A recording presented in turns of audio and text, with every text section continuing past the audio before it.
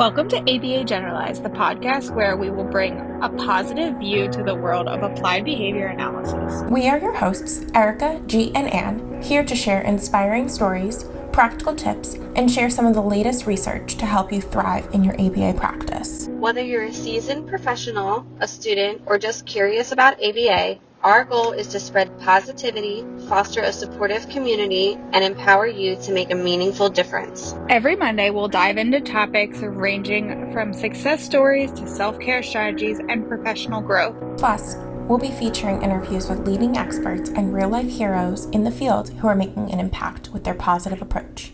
Don't forget to follow us on Instagram at ABA Generalized the pod and send us your thoughts, questions, or success stories to aba.generalized.podcast@gmail.com. Also, be sure to rate, review, and subscribe. So grab your headphones, get comfortable, and join us for today's episode of ABA Generalized. Alrighty, welcome back. So today we're going to talk about bribery and how Premack Principle are two different things.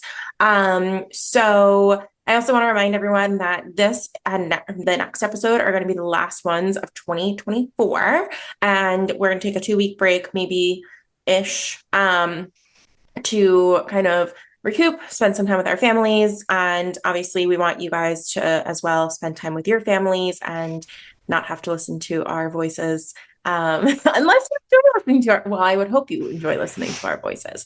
Today it's just me and Ann, so bear with us because you know how these episodes go. They're a little wonkier than when we have G on because she's in line. Also, I already forgot to start the timer, so that right there shows. Going great. All right, so Ann, let's kick it off. What is the Webster Dictionary of bribery?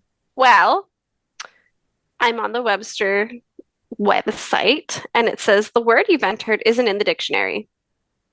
Oh. So, and it gives me a list of suggestions, like saying that I spell it wrong, basically, and I didn't. So if you just do a Google search, let's try that. I'm pulling Google now. I literally went to our Google sheet and I right it and pressed look up, and it tells you, but it's not. What? It is giving some weird information. Isn't that funny? It's not like an actual definition. So what I see here is the giving or offering of a bribe. That does not. Okay, so I guess you need to look up the definition of a bribe. Okay, I can do that in Webster. Okay, let's change this. We're doing great already, guys. Well, and like my computer is 12 years old, so goodness gracious. It's like taking a while to wake up.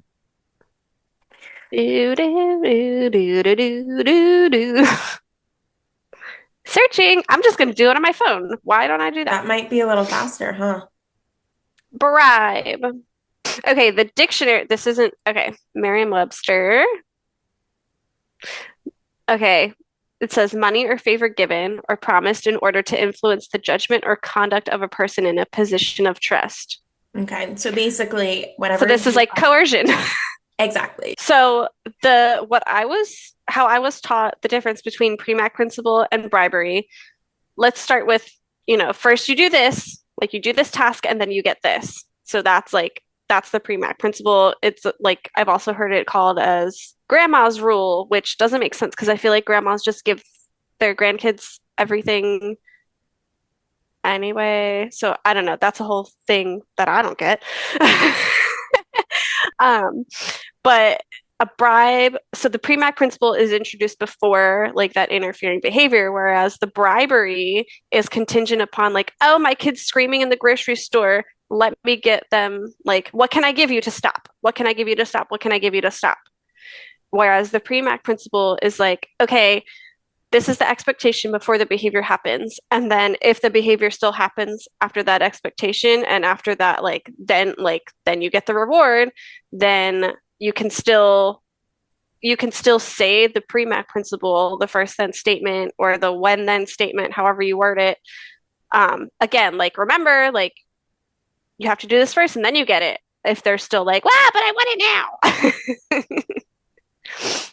Does that make Yeah, sense? so that was much better of an explanation than what I can give right now. So thank you very much.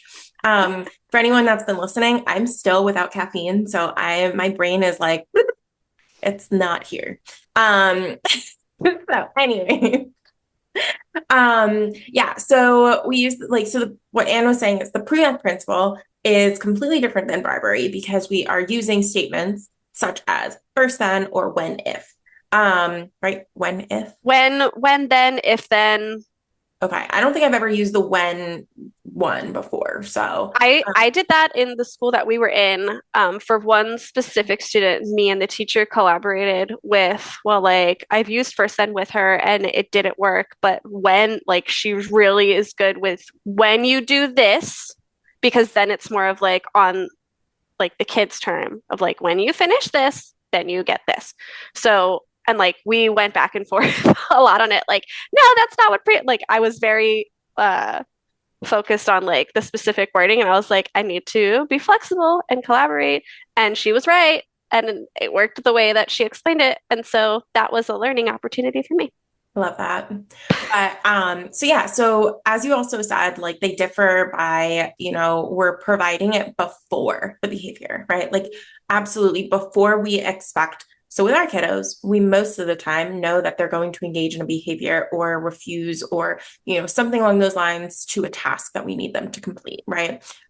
Versus like even if you are going to the grocery store and you know that they have a hard time in the grocery store, you can still use the Premack principle. You do not have to be like, oh, I'll give you this lollipop if you stop crying while you're in the grocery store, right? Like that is bribery. Whereas like, once again, we want them to have the expectation in place first, because that is going to help them understand more of what is necessary, right? I love giving kids expectations. I use expectations in multiple different aspects. So like, I've done written ones for kiddos before, like contingency contracts, or like self-management systems. It kind of just helps with understanding what to expect and when to expect it. Right. Yeah, and like just knowing that the Premack principle is an antecedent strategy. So if you know what that means, you know that that comes before the behavior, before any behavior. It could be the interfering behavior or the behavior that we want them to see. Like from with my kids, I use it all day long, but if there's like one time that I forget it and I'm like, shoot, and then my 2-year-old's like refusing to walk to the car and I have a million things and I can't, like, this is a weekly thing that we run into when we're running out the door in the morning. And then I'm like, shoot, I didn't set the expectations. And so I'm like, okay. And then he's asking for things and I'm like, you need to calm down first and get to the car and then we will talk about it. So then I'm like, oh, I didn't use the Premack principle. That's my fault. Didn't set him up. Whereas like if you use it first and then they still engage in like that refusal or whatever, you can reintroduce it and you can continue saying it and reminding them that like, this is what I said, this is what's happening. Then, the behavior should decrease. And it's not like, I'm just going to bribe you, because what happens with bribery is that, so let's go back to the grocery store incident, because I think this is very common with parents and their kids. If their kid sees something like a toy they want or a lollipop or, whatever they want, and then they cry because they don't get it and they're freaking out and having a tantrum. And now all of like these strangers are staring at you. And then you're like, okay, fine, I'll give it to you. You just have to stop. And then they stop. So then the next time, what are they going to do? You just reinforce that behavior without knowing it. And you're just like, I just want it to stop, because think of your own behavior of like, all these people are looking at me. I don't want that attention. Or I don't like the noise. I want it to stop. So sometimes like our own behaviors are impacting like how we're responding and could be reinforcing that person's behavior. And like that's what I see with bribery. And then the next time you're in the grocery store, they're going to be like, well, I want this, and then putting on a whole show until you're like, oh, fine, you can have this. You just need to stop. And also I think like another important aspect of that is like with bribery specifically, I feel like there's no ceiling, right? Like I feel Yeah. like you can like kids are gonna continue like they're so stinking smart. They'll figure it out. That if you are willing to at least give one lollipop that time, oh, maybe I can get Hmm. like a whole bag of candy next time or something, Hmm. or like a sweeter treat or something along those lines, right? There's Hmm. no ceiling because once they figure it out, and you might not think that they know and they can figure it out, but trust us, kids are Yep. super, super, super smart. Well, and like think of like that tantrum as like that's the baseline, right? And if you try to deny that the next time, guess what's going to happen? Maybe they start hitting you. Maybe they start pulling things off the shelves. It's like the behavior is also going to like there's no ceiling on the behavior now too. Mm-hmm. Yep. So, and it's harder to, sorry, it's harder to break down the road.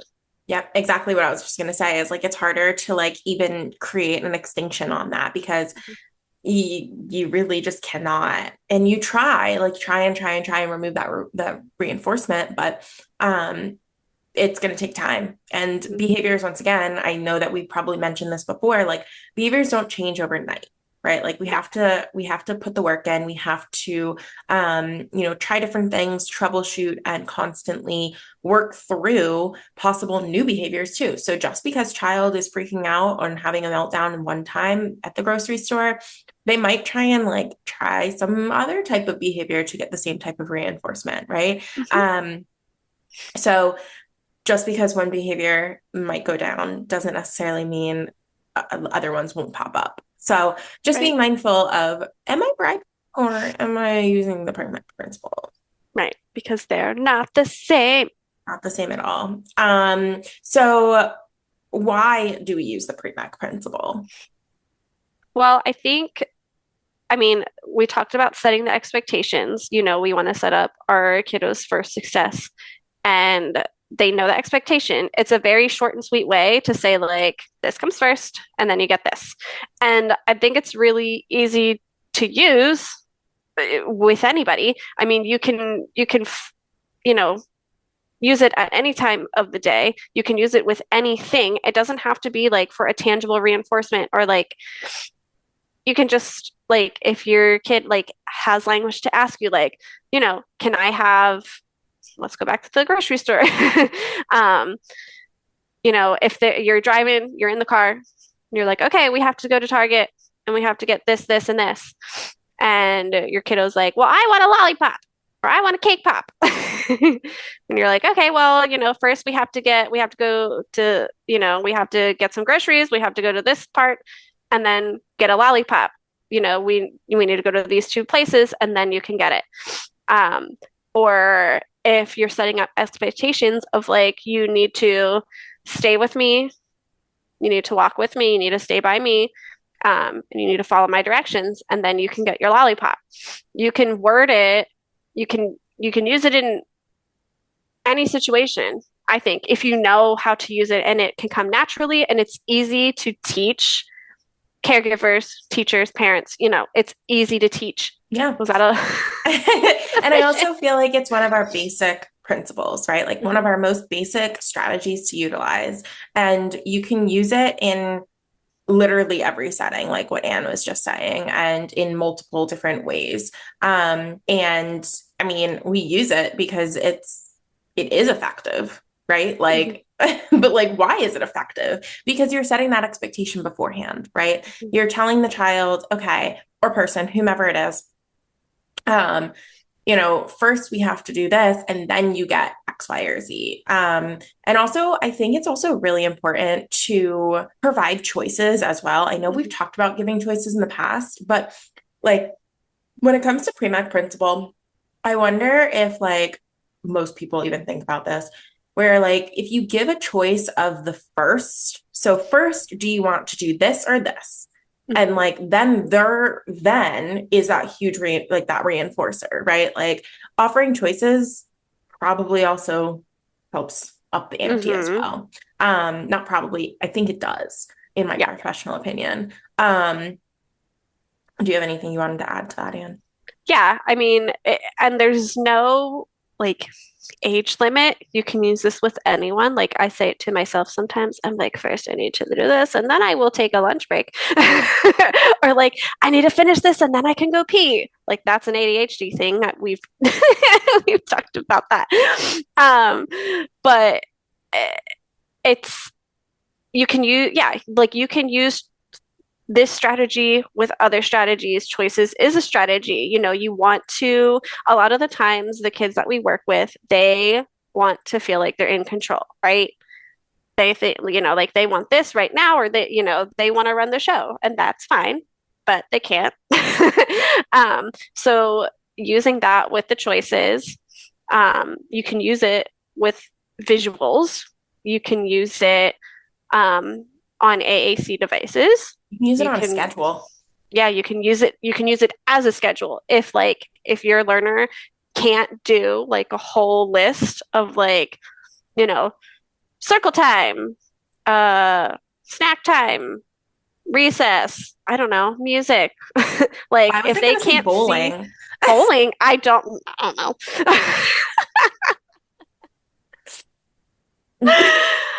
But even like a bedtime routine, like, okay, first, I don't know what you maybe they really love reading books at story time. Like maybe that's like that their favorite part of bedtime. Okay, first go brush your teeth and then you can pick a book. Do you want to do you want mom or dad to help you brush your teeth? Something like, and then you can go pick a book. Like you can find the choices wherever. And yeah, use it as a schedule. Um, First do this and then you can get whatever. And And I like think, knowing what that then is beforehand, before yeah, you do it. absolutely. And I think you made a great point too about the control factor. Like kids don't have a lot of control throughout their day, right? Like Mhm. they go to school, they have to follow the rules there. They come home, they have to follow the rules there. Making choices and providing that option for kiddos to make decisions on their own and be independent, I think is super important too, because the more that we offer those choices and utilize the Premack principle along with it, it helps. And I think that it helps them feel like they have a say in exactly what is going to happen. So I had a conversation with a family a long time ago, and they were like, well, why are we giving them choices of things that if like we need them to do it anyways? I said, well, because then you're at least giving that opportunity for the child to make a decision, right? Mhm. Like you're not telling them like dictating what they have to do in every aspect of their day. And it helps kind of like alleviate some of that pressure too of Mhm. like that's all they have the choice to do, or they don't have the choice, right? Right. And they can't make those decisions. And also, if you think about it, giving them choices offers them like that skill to make choices. Mhm. um Yeah, and to decide like, okay, well, what do I want to do? mhm.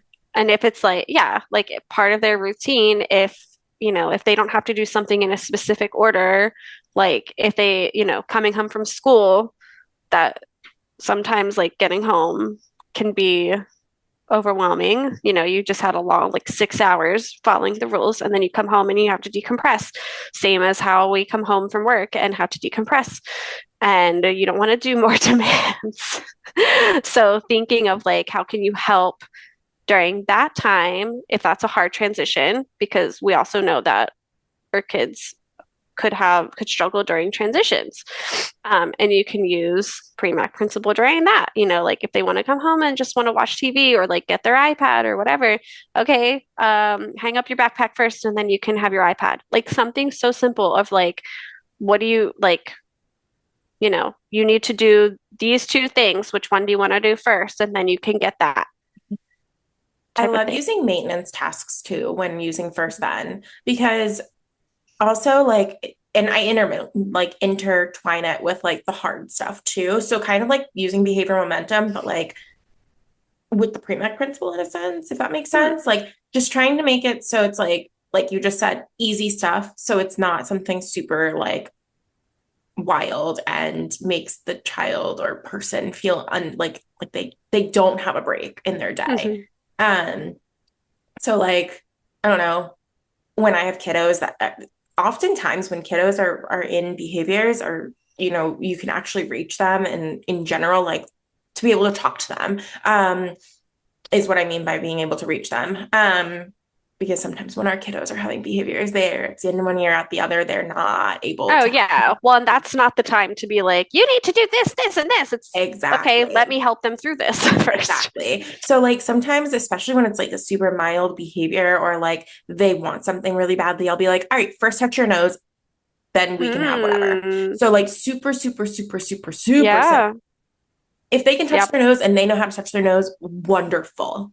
Great. Move on after that. It does not have Yeah. to be, and especially I like to use it when we're trying to escape demands specifically.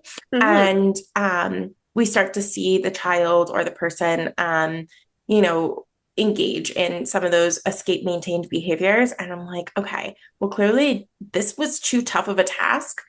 First, let's do blah, blah, and then you can have what you're looking for, you know? So I like to use it a lot in that aspect. I don't know if you've used it like that before. Yeah, and like you kind of made me think of a situation. And it's, I guess, like you could label it as a transition. So, like, if cleanup is hard for kiddos and there's like a huge mess, and that the first part, like in the pre-mac, is like first you need to clean up your room and then you can do this. Well, guess what? If it's if their room is trash, how hard is that going to be? That's going to be so hard for them. So then you can also collaborate with them, which is another antecedent strategy. And you can be like, okay, like you get the blocks, I'll get the dolls. Like, I don't know, like split up the work so that it's not as overwhelming, or like make it into a game. Like, okay, first one to clean up their part wins, or I don't know. I mean, then that might not work for everybody.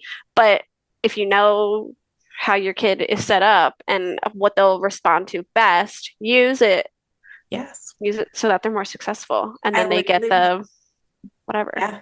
This way they can get their reinforcement a lot faster.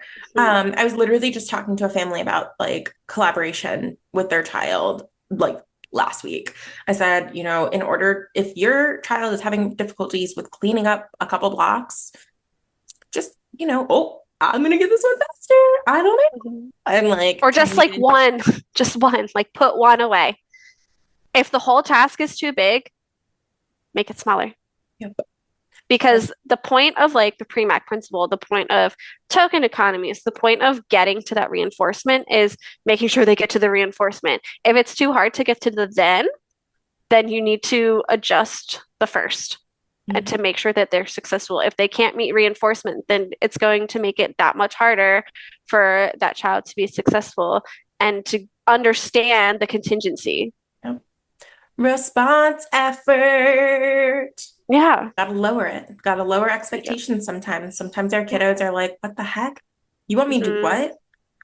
And you Different might get one. pushback from caregivers of like, well, that they're not doing anything, so they don't deserve to get this. And it's like, well, how can you help them be successful? You need to be flexible too. And that can be really hard to teach. And like, so then that's when we come in and we model, like, okay, if writing is really hard for a student, what could they do instead? Like, can they match the letters? Push can they take like letter blocks? Can they take stamps? How can you make that task easier for them? Or like maybe they have to do one letter and not the whole word. So just like they're doing something, but we need to build that skill. That skill's too hard. Yep. Simplify, break it down. That's why we use task analyses. Like we talked about, Anne and I talked a lot about that Mhm. previously. And just making sure that what we're teaching our learner, we're meeting them where they're at. We're not throwing them some crazy skills. Um, we're making sure that we are um, just engaging, or not engaging, encouraging their confidence, right? Yeah. Because if you throw stuff that is too hard at them, they're not going to feel confident because they're not successful. So once again, like following what their reinforcement system is and what their reinforcement schedule is. So a lot of my kiddos, like I noticed, are at like an FR1 because everyone doesn't want to do anything. They're all like, nah, not Explain what today. an FR1 is for the people who don't know. Yeah, so that is your oh my gosh, fixed ratio of one. Whoo, brain. So on average, you're going to right, yeah, No, fixed ratio is every single one. Yeah. Whoo, brain. Sorry. Brain is not brain. Well, and another word for that is continuous reinforcement. Um, Response for every response, or correct response. for every correct response, if if you're using a token board, for example, you're giving a token for every correct response. And then when they get all five, like if it's 5 tokens, if they get all 5, they get that predetermined reinforcer. Hope I stress the predetermined. Sometimes our kiddos like to change their mind and they want to change the reinforcer. Don't be that person that doesn't let them change it. Like, Yeah. I Don't be like, well, this is what you picked. But if they're able to be like, oh, I want to get this instead. Okay, great. Here you go. And then just worked your butt off. Great, yep. fine. Yeah, and that's fine. And then you reset it. You do it, and then you reset it. They get their time with that for a set amount of predetermined minutes. Even you can provide choices during that too, right? You have 5 minutes, and then we're going to go back to work. And then you take tokens off, you reset it, and then you do it all over again and again and again and again and again. I also I realized we forgot to mention like what the Premack Principle really also does.